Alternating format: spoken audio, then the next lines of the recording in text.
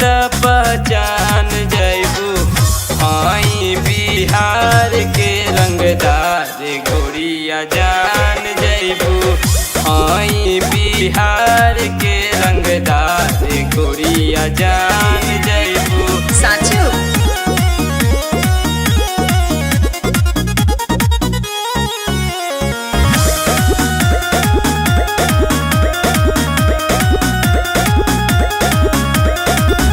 घरवा से निकालेली suit boot झार के सब लोग कहले कि आई रंगदार है।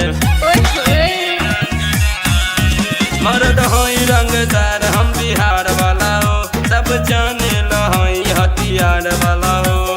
ने तू सगरो होकबू ऐसन ना जवान पैबू। अरे जा जा आई बिहार के रंगदार गोरिया जान जैबू। आई बिहार के रंगदार गोरिया जान जैबू।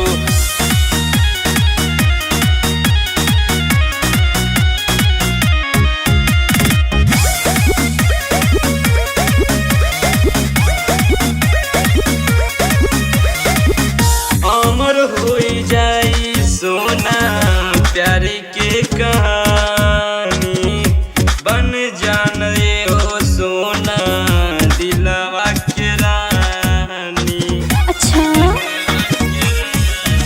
पूरा जिला में हमार डिमांड बटे हो, पूरा देश में बिहार ही ब्रांड बटे हो। हरियो में रोहिया के दिहल तू निशान पैबू। अरे जा जा आई बिहार के रंगदार गोरिया जान जैबू। आई बिहार के रंगदार गोरिया जान जैबू। सब बुझाता भी और दिखाता भी।